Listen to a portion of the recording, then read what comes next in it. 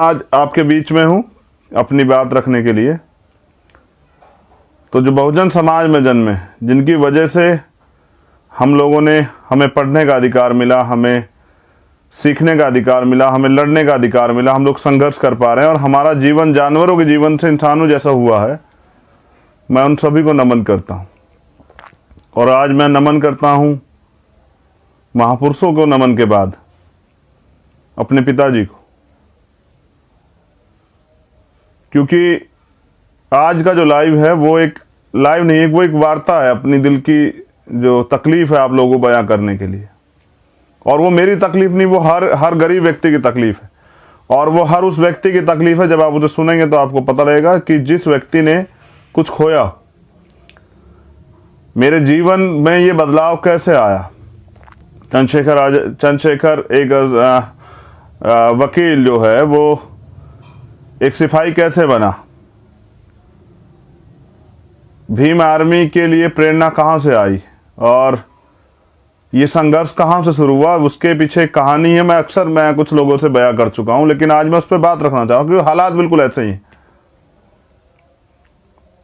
करुणा के सागर तथागत गौतम बुद्ध, संत श्रोमणी सतगुरु रविदास जी महाराज, भगवान वाल्मीकि महाराज, गुरु नानक देव, संत कबीर।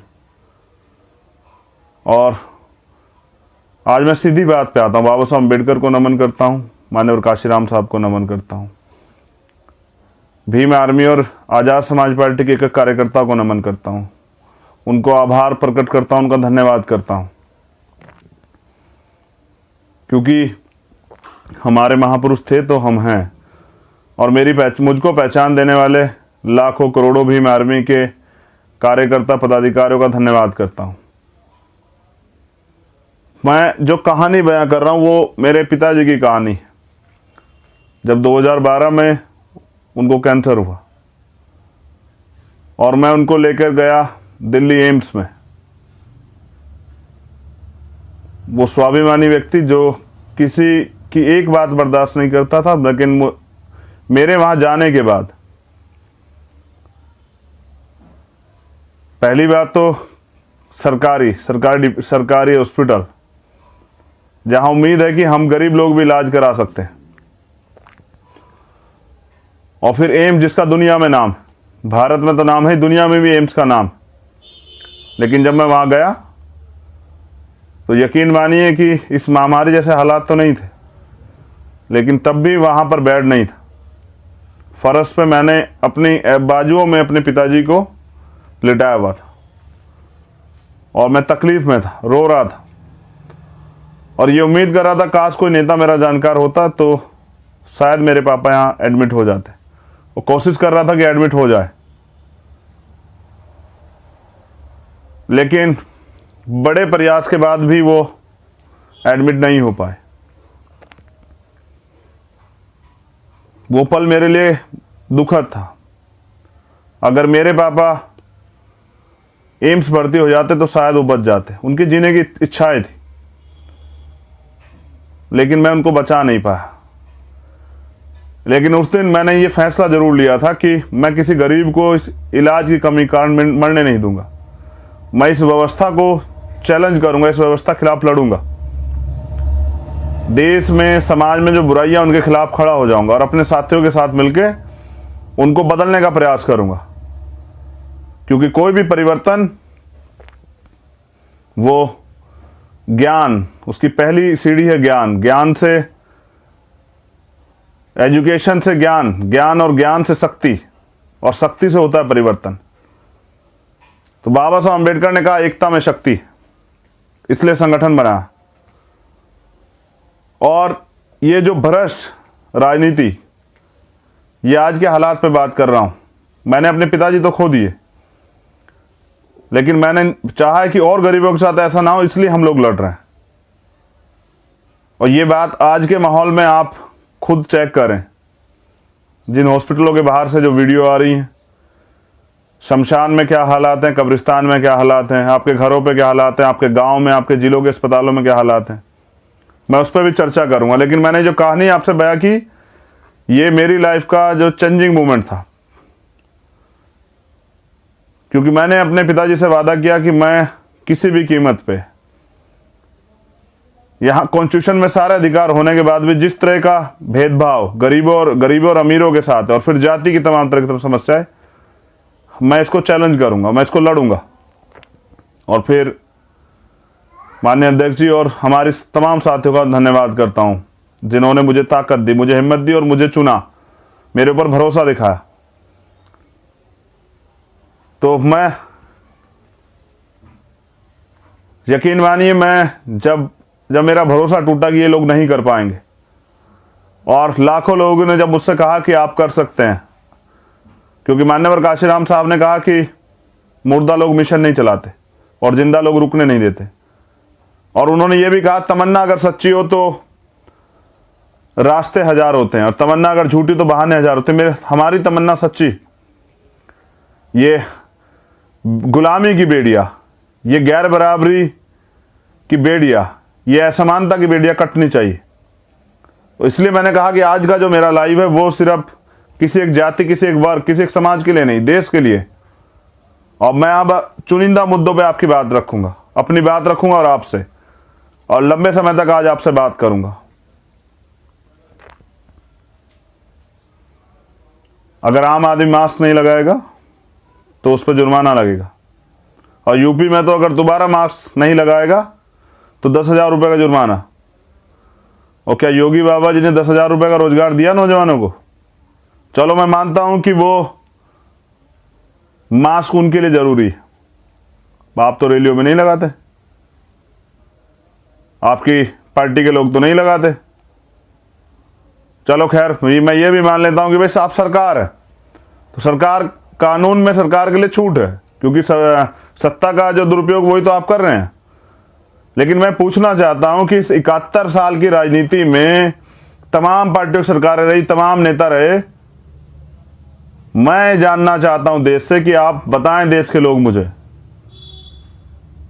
कि अगर हॉस्पिटल में बेड ना मिले, हॉस्पिटल में दवाई ना मिले, हॉस्पिटल में आईसीयू बेड ना हो, हॉस्पिटल में वेंटिलेटर ना हो, हॉस्पिटल में जो बुनियादी जरूरतें हैं, मेडिकल फैसिलिटी वो ना हो, तो सरकार पे कौन जुर्माना लगेगा?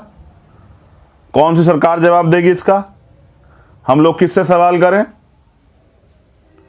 हम लोग किसको पकड़ें? हम किससे बात करें? और इन सब कमी के कारण जब हमारे अपने लोग हमारे बीच से चले जाएंगे, जो बच सकते हैं, जब ऑक्सीजन नहीं होगी, तो इतने लोगों की जान जा रही है, इनकी जिम्मेदारी किसकी है?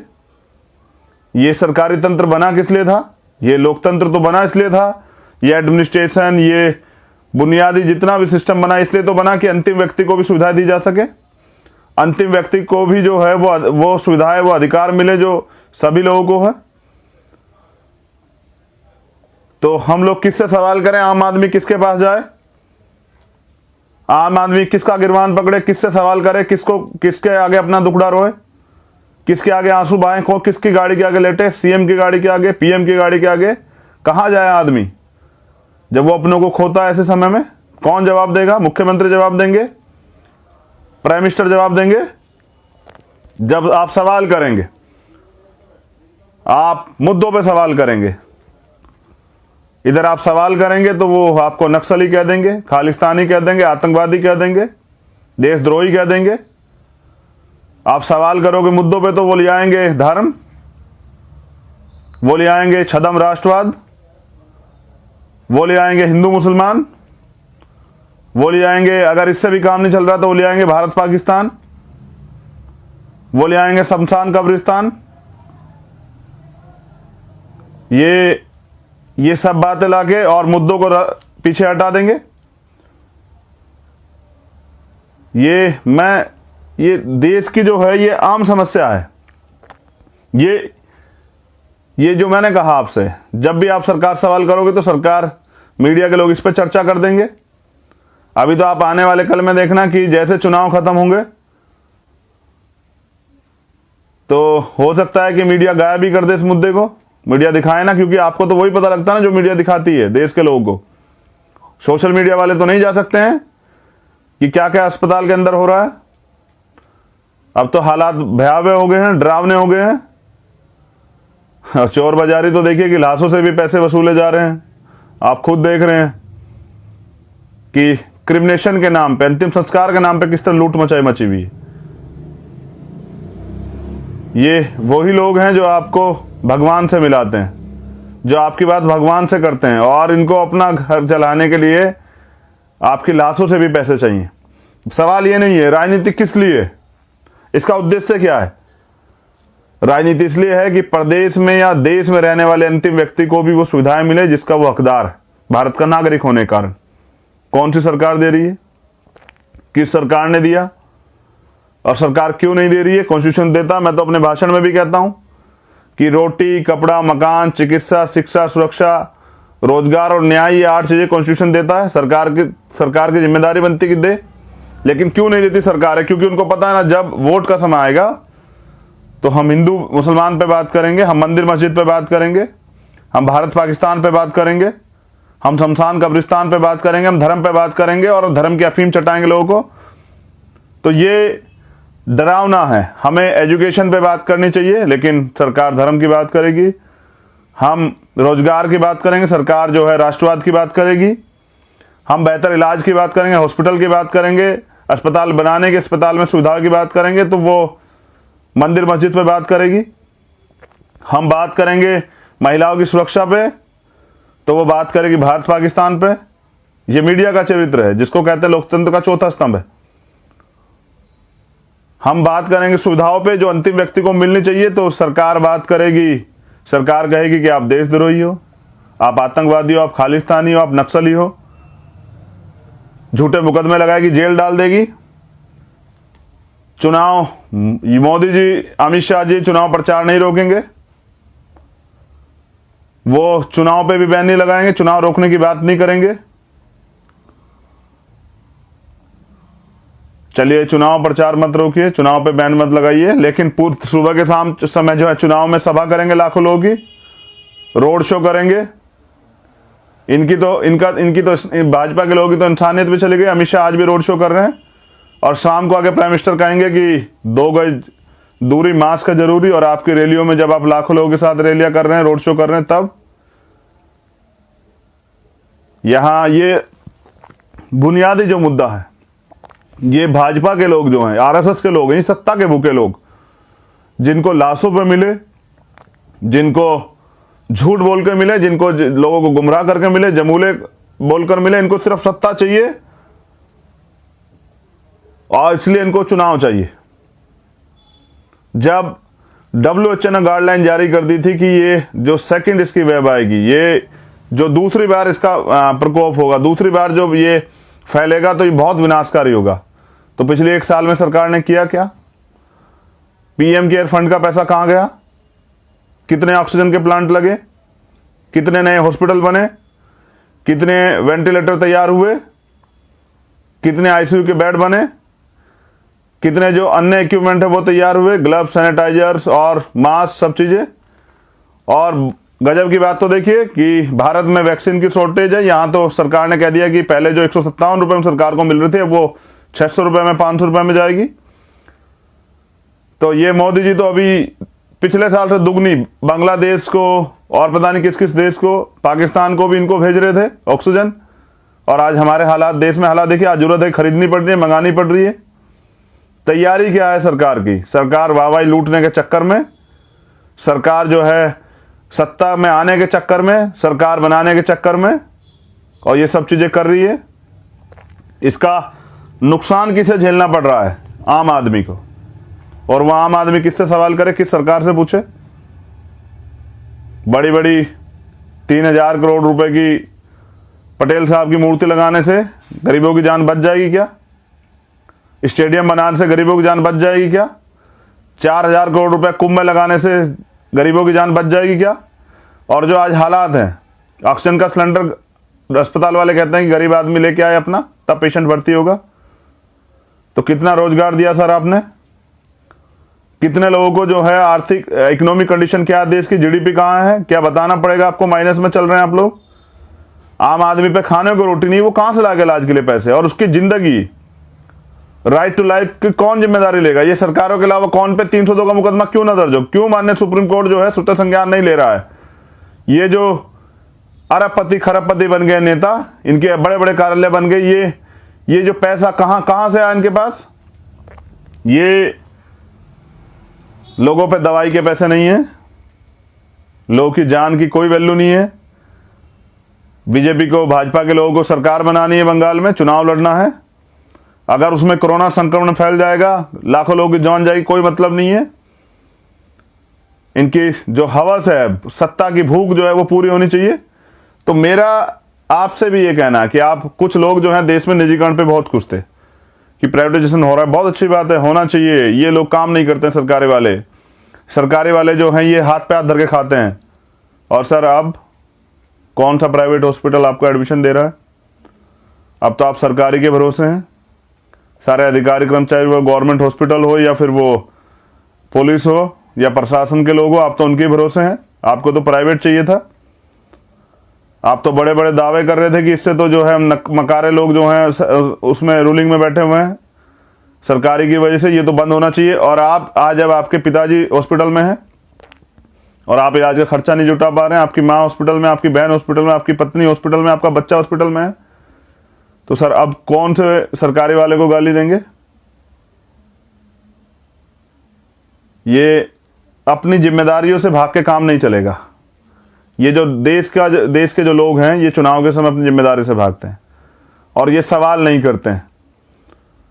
निजीकरण पे खुश होने वालों से मैं दोबारा पूछना चाहता हूं, सर अब जहां आपकी आय इतनी अच्छी नहीं है, आपको तो पता है ना कि प्राइवेट वाले तो अभी किसी की गाड़ी भी रख ली, वो डेड बॉडी नहीं दे रहे थे तो किसी की गाड़ी भी रख ली उन्होंने कि भाई गाड़ी छोड़ जाओ, गाड़ी हम लोग सीट रखेंगे अपने पास, अगर जब पैसे चुका दोगे तब ले जाना। ये प्राइवेट। और आज अगर आप प्राइवेट में हैं, आपकी बीवी बीमार है तो आपको छुट्टी चेंज नहीं मिलेगी, आपकी माँ बीमार है तो छुट्टी नहीं मिलेगी। ये प्राइवेट सेक्टर तो अब छुट्टी मार के बैठ जाएगा। सरकारी कर्मचारी अभी भी जाएंगे, अपनी जान को जोखिम में लेंगे। सफाई कर्मचारी जाएगा सड़कों पे, अधिकारी कर्मचारी जाएंगे। तो क्योंकि आपको जानकारी नहीं है और आप जानना नहीं चाहते, आप सवाल नहीं करना चाहते, इसलिए आप इन सब चीजों से अनभिज्ञ हुए बैठे हैं और आप जानना भी नहीं चाहते। देखिए, मैं बहुत सीधी बात आपसे कर रहा हूं, ये इसमें कोई चोरी नहीं है। ये जो अडानी अंबानी के किराए पे लाए गए लोग हैं, ये आपका भला नहीं कर सकते हैं, ये आप जान लीजिए। ये जो किराए पे लाए हुए लोग हैं, जो अडानी अंबानी के अपने लोग हैं, ये आरएसएस भाजपा के लोग आपका भला नहीं कर सकते। और जो लोग पहले भी सरकारों में रहे, उन्होंने कितना भला किया आप देख लीजिए। दूसरे देशों की तुलना में हम लोग कहां हैं। और आज भी लोग हवन से खत्म कर रहे हैं, कोरोना पूजा पाठ से खत्म कर रहे हैं, तो हॉस्पिटल तो की जरूरत ही नहीं उन लोगों को, तो उनको तो नहीं जाना चाहिए हॉस्पिटल, जो आज भी पाखंडवाद में घूम रहे हैं। और मुझे दुख है कि यहाँ तो आप हालात देखिए, मुसलमान होना अपराध है। जब पिछली बार तबलीगी जमात पे बात आई थी तो कितना बवाल काटा था हम लोग, ये देश के लोगों ने पानी पी पी के गालियां दी थी मुसलमानों को। और अब कुंभ में, क्योंकि आपका वोट खतरे में पड़ जाएगा तो आप नहीं बोलेंगे। और जब कुंभ में बैठे हुए हमारे महामंडलेश्वर ये कह रहे हैं कि भाई ये तो रहेगा कोरोना, ये क्या नाम कुंभ, जब सरकार के लोगों की बात नहीं मानते तो आप मुकदमा तो दर्ज नहीं करेंगे उनके ऊपर, ना ही उनसे सवाल करेंगे, ना ही पुलिस भेज के जोर जबरदस्ती करेंगे, ना ही उनको जो है जेल में डालेंगे, क्योंकि आपका हिंदू वोट खतरे में पड़ जाएगा। तो वोटों के सौदागरों को मैं पूछना चाहता हूं कि भाई आप आम आदमी की जान क्यों खतरे में? क्योंकि जो वहां गया है कुंभ में और वो कुंभ से आएगा और जाएगा जनता के बीच में, तो अगर उससे संक्रमण फैलेगा तो कौन जिम्मेदार होगा? इसकी जिम्मेदारी कौन लेगा? कोई विपक्ष के लोग रैली नहीं कर सकते हैं, विपक्ष के लोग रोड शो नहीं कर सकते, विपक्ष के लोग नहीं निकल सकते, उन पर मुकदमे दर्ज हो जाएंगे। लेकिन आप तो सही पे भी सवाल नहीं कर सकते हैं। तो कुंभ से आस्था की चटनी से मुक्ति तो हो सकती है, आपकी आत्मिक मुक्ति तो हो सकती है, लेकिन क्या उसके बाद जो हो रहा है उसकी जिम्मेदारी कौन लेगा? प्रधानमंत्री या वो धार्मिक गुरु या तमाम लोग? कौन लेगा जिम्मेदारी? क्योंकि आम आदमी तो ले नहीं सकता। मैं कैसे ले सकता हूं? मेरे पास तो कलम ही नहीं है, वो कलम की ताकत। मैं सरकार में होता तो मैं होने ही नहीं देता सब चीजें।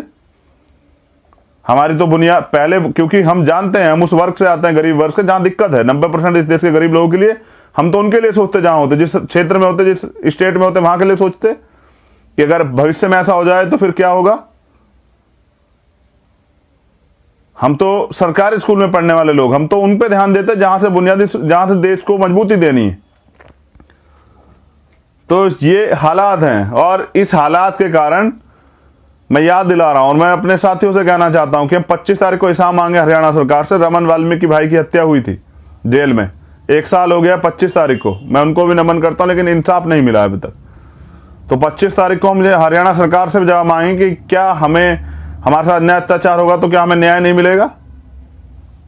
जो कॉन्स्टिट्यूशनल राइट है, हमारा लोकतांत्रिक संवैधानिक अधिकार है,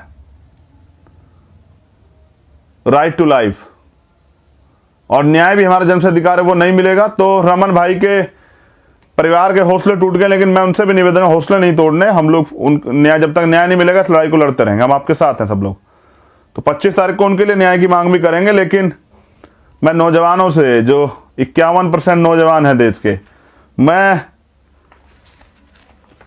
उनसे अपील कर रहा हूं, वो हमारी बहनें हों, वो हमारे नौजवान साथी युवा हों, पुरुष हों, कि अगर आप इस भ्रष्टाचार की राजनीति से, आप इस दोगली झूठी धर्म की चटनी वाली राजनीति से, आप अगर देश के अच्छे नागरिक हैं, देश को आगे बढ़ाना चाहते हैं, देश को के नाम को रोशन करना चाहते हैं, तो आपको राजनीति में हिस्सेदारी तो करनी पड़ेगी, वरना अयोग्य लोग ऐसे ही शासन करेंगे और देश बर्बाद होता रहेगा। उनके एजेंडे में सब चीजें है ही नहीं।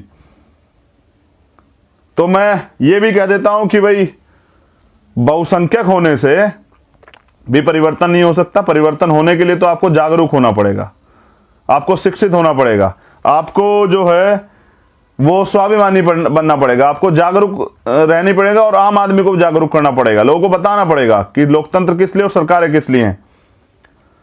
तो मैं आपसे अपील कर रहा हूं कि एकजुट होकर सरकार के खिलाफ लड़े, और उन सब सरकारों के खिलाफ लड़े जहां जहां आप ये भी देख लीजिए कि देश के कौन से प्रदेश में हालात बहुत सामान्य हैं, जहां सारी सुविधाएं, यानी कि सारे लोग भ्रष्ट हैं।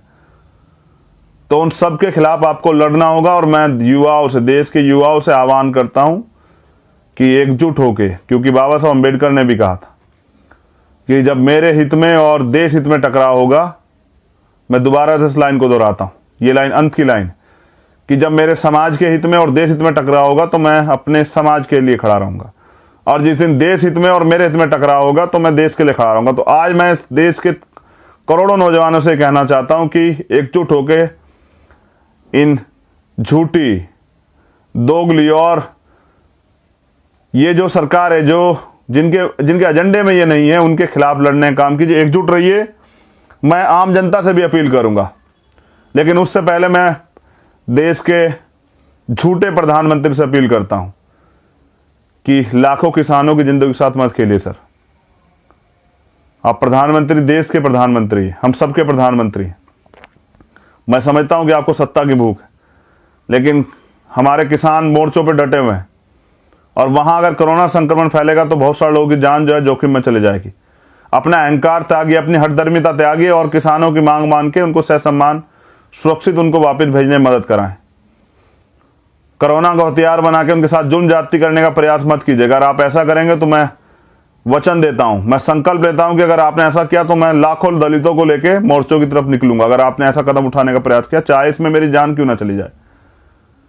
लेकिन मैं अन्याय अत्याचार के खिलाफ, जो मेरी पहचान है, मैं लड़ूंगा, और मैं आपको इजाजत नहीं दूंगा कि आप हमारे किसानों के साथ मजाक करें, आप उनको हटाने का काम करें, उनके साथ जुल्म ज्यादती करें, उनके अगर आप गोलियों से भी खेलना चाहेंगे उनके साथ, तो सीना हमारे सबसे पहले रहेंगे। मैं वचन देता हूं कि अगर आपने ऐसा करने का प्रयास किया तो मैं निकलूंगा अपने सब लोगों से अपील करके, और पैदल निकलूंगा उन मोर्चों की तरफ, और इस लड़ाई को फिर हम लोग लड़ेंगे। अगर आपने हमारे किसान परिवारों के साथ जुल्म ज्यादती की तो ये सरकार इसे मेरी चेतावनी भी समझे, इस मामले में कोई समझौता नहीं होगा। पहले हम कई आंदोलन खो चुके हैं, लेकिन देश को बचाने के इस आंदोलन को नहीं खोने देंगे। तो अगर सरकार गोली से खेलना चाहेगी, बंदूकों से, तो सीने हमारे मजबूत है, हम आपकी गोलियों का दम देखने के लिए भी आएंगे, लेकिन इस बार नहीं। और मेरी अपील है आम आदमियों के साथ, भीम आर्मी और आजाद समाज पार्टी कार्यकर्ता, तो बहुजन समाज के लोगों से, हर उस व्यक्ति से जो सक्षम है कि गरीब लोग परेशान हैं, वो अपने लोगों को बचाना चाहते हैं, सरकार ने सुविधाएं नहीं दी, उनकी मदद कीजिए। आप लोग निकलिए और अपनी जान की सुरक्षा करते हुए जो जरूरी चीजें हैं जैसे मास्क, सैनिटाइजर और ग्लव्स वगैरह पहन के उनकी आर्थिक या जो भी मदद आप कर सकते हैं आप कीजिए और अपने देश के लोगों को सुरक्षित कीजिए, क्योंकि जब ये देश के लोग ही नहीं रहेंगे तो आप लोग लड़ेंगे किसके लिए। तो वो लोग धोखा कर रहे हैं, आप लोग मत कीजिए। मेरी आपसे अपील है भीम आर्मी और आज़ाद समाज पार्टी कार्यकर्ताओं से कि जहां भी कोई परेशान हो और वो आपसे मदद मांगे, मैं तो कर रहा हूं क्योंकि मैं अभी सरकार में नहीं हूं, तो मैं लोगों से मदद ले लेके कर रहा हूं। लोगों से अपील करता हूं, लोगों को फ़ोन करता हूं, कॉल करता हूं कि मदद कीजिए। लेकिन मैं आपसे ये कहता हूं कि आप जिस भी ज़रूरतमंद की मदद कर रहे हैं तो अपने आप को सौभाग्यशाली मानिए और ये झूठ, पाखंडवाद और तमाम तरह की चीज़ों से निकल के विज्ञान के क्षेत्र में जाइए। आज जो अगर कोई चीज़ आपको बचा सकती है तो वो दवाई बेहतर इलाज है। तो मेरा आज का जो लाइव था इसके लिए मैं आपका धन्यवाद करता हूं कि आप हजारों की संख्या में इसको सुन रहे हैं, लेकिन इस पर अमल भी करना है। सत्ता, राजनीतिक व्यवस्था इसीलिए कि परिवर्तन किया जाता। 71 साल में आज भी जो है अगर देश में 84 करोड़ लोग सस्ते राशन पर निर्भर है तो बदला क्या है देश में?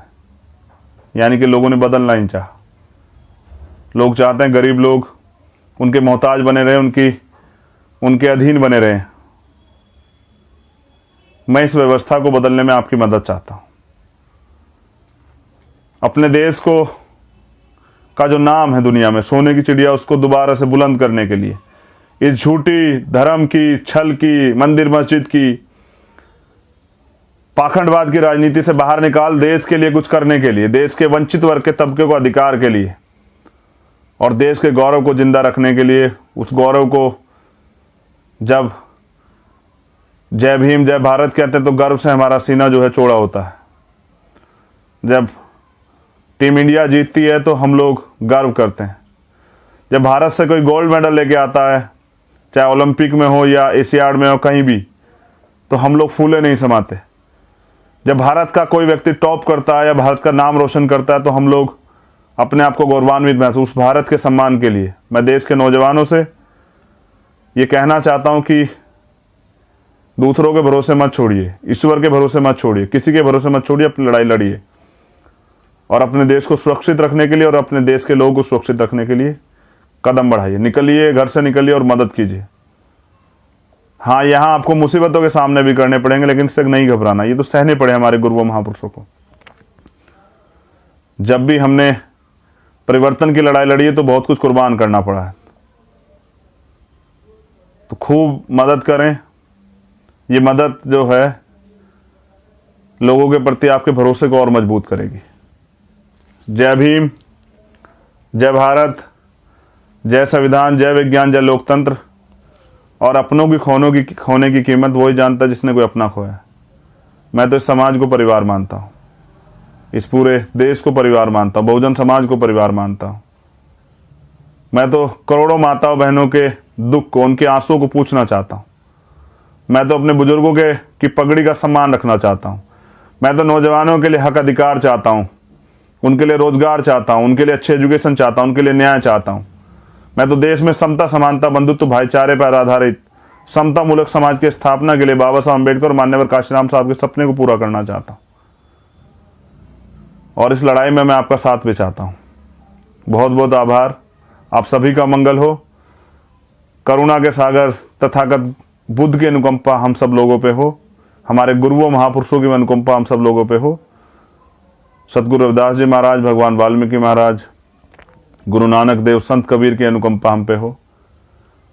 और वो अनुकंपा इसलिए हो कि हमें सद्बुद्धि मिले देश के लोगों को, और हम लोग इस नकम्मी और भ्रष्टाचारी सरकारों को हटा के अच्छे लोगों को काम करने का मौका दे, जिससे कि भारत का भविष्य जो है वो अच्छा।